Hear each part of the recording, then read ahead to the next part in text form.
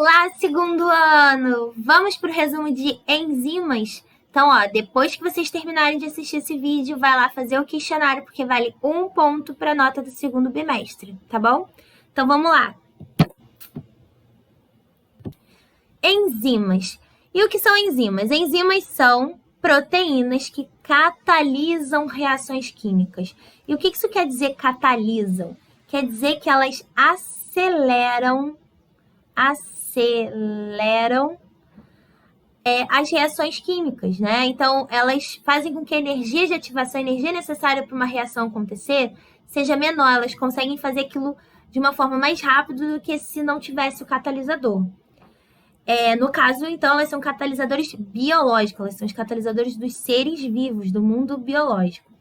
E o que é uma reação química? Uma reação química é o que acontece, é a transformação química que acontece entre as moléculas. Então, a gente tem as moléculas que a gente chama de reagentes, que vão reagir e produzir os produtos, ok? Essas reações químicas, elas acontecem fora do ser vivo, mas elas também acontecem dentro de um ser vivo. E quando elas acontecem dentro de um ser vivo, elas são mediadas, elas são catalisadas por essas enzimas, ok?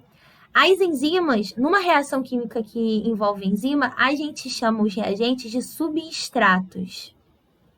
Substratos, ok? Então, substrato e reagente aqui, no caso, são sinônimos, tá? E a enzima, então, ela vai fazer com que a reação aconteça, mas ela não vai participar da reação. Vamos ver aqui do lado como é que funciona? Então, deixa eu arrastar aqui para vocês verem. Como que funciona, então, a ação de uma enzima? A gente tem aqui um exemplo hipotético de uma enzima, que é essa bolota aqui meio cinza. E aqui em cima, coloridinho, a gente tem os substratos, a gente tem os reagentes que vão virar o produto final. E aí, o que a enzima faz? Ela se encaixa no substrato, ela tem um formato específico para se encaixar nesse reagente, nesse substrato, e aí ela vai moldar, ela vai fazer com que a reação aconteça, e aí, nesse caso, vai produzir um produto, né? Nesse caso, são dois substratos que estão se unindo, né, para formar o produto.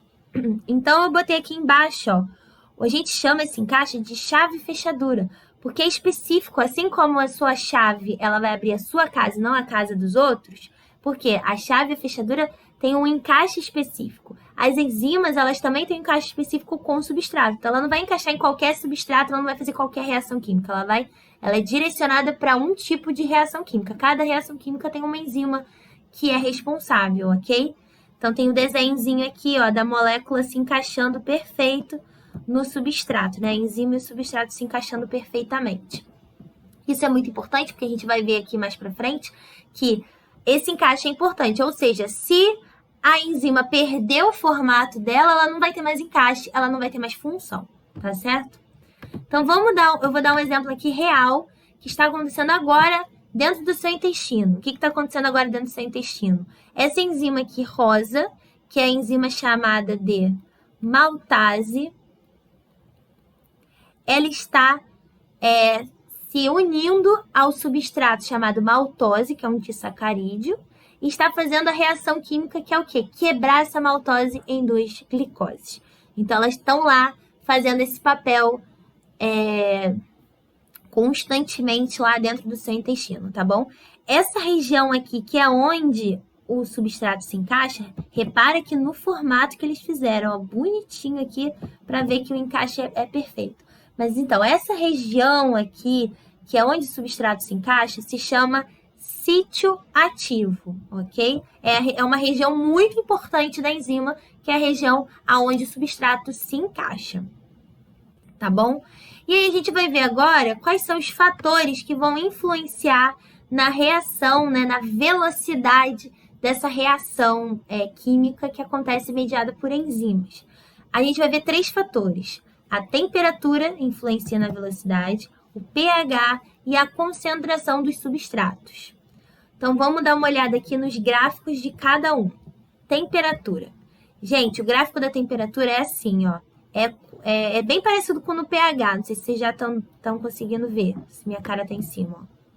É bem parecido o gráfico da temperatura, né, da velocidade de reação em relação à temperatura e também em relação ao pH são bem parecidos. Mas do pH é mais simétrico, tá vendo?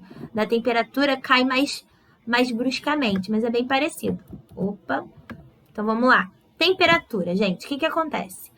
Quanto maior a temperatura, né? Ó, 10, 20, 30, 40. Quanto mais vai subindo a temperatura, mais vai subindo a agitação das moléculas. Se tem mais agitação, tem mais encontro entre enzima e substrato e a reação vai acontecer mais rápida.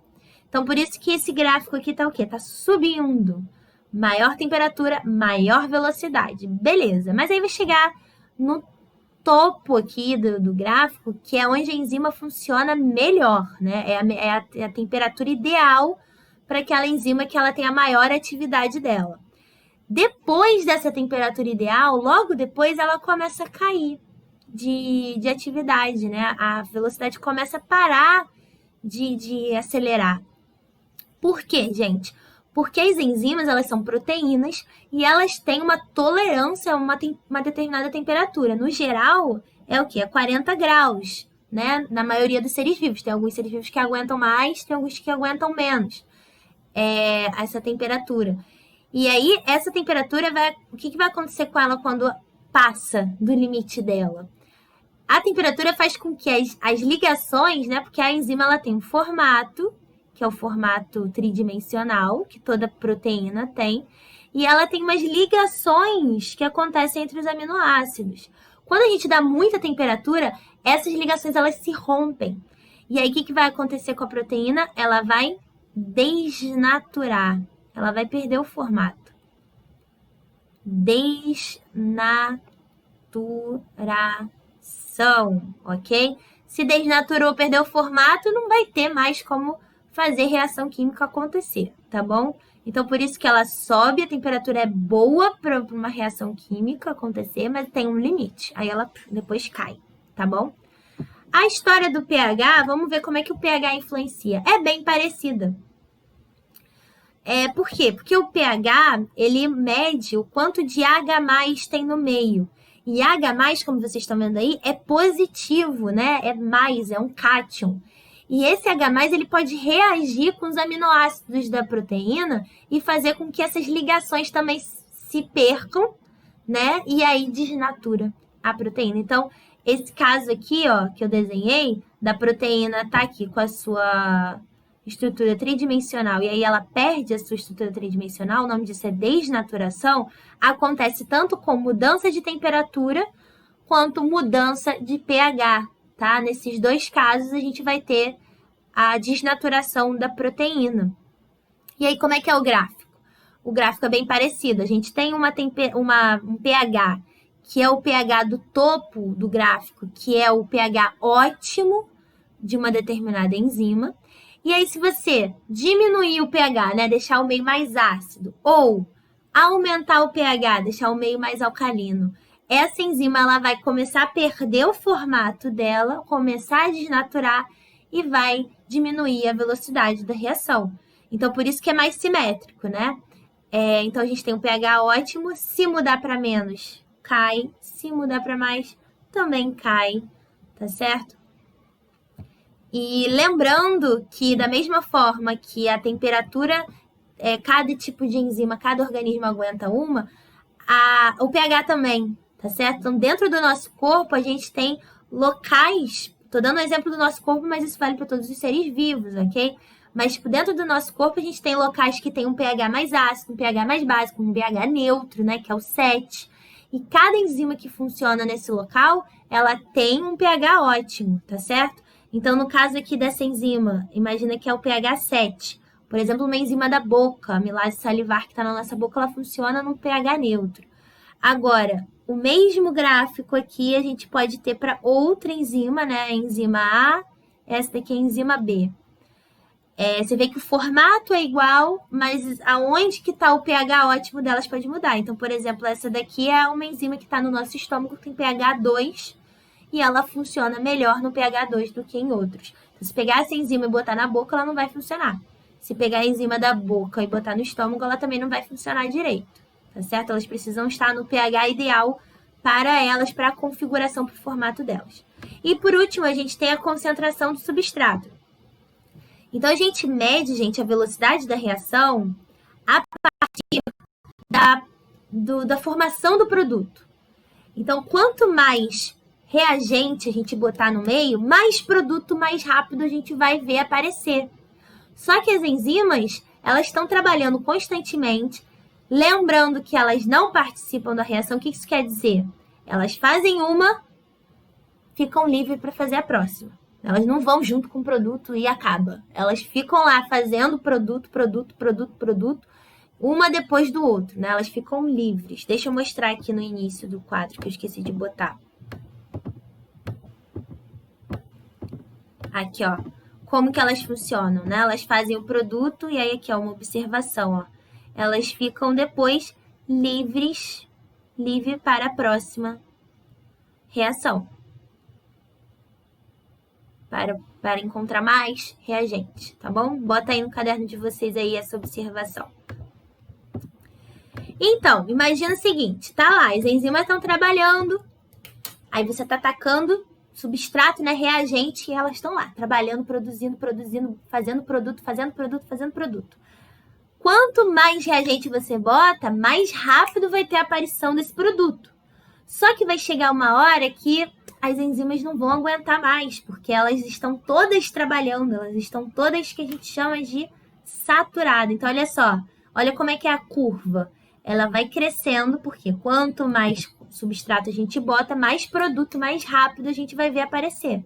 Mas vai chegar uma hora que vai ficar constante o gráfico, vai ficar reto aqui. Isso quer dizer o seguinte, não importa quanto de substrato você ponha, a velocidade da reação vai ficar sempre na mesma velocidade, porque ela não consegue mais acelerar. E por que ela não consegue acelerar? Esse aqui é o ponto de saturação. Saturação significa estar cheio, né? Então, as enzimas estão todas trabalhando ao máximo que elas conseguem. Então, elas vão lá, pegam os substratos, transformam em produto, aí acabou, pega outro. Então, assim, não adianta você botar mais reagente, vai chegar um ponto que você não adianta botar mais, porque elas não vão conseguir trabalhar mais rápido do que elas estão trabalhando, tá bom? Elas fazem sempre o máximo que elas conseguem, tadinhas. Então, é isso, gente. Dá uma olhada lá no questionário. São questões sobre essa parte da matéria. E são questões de vestibular, tá?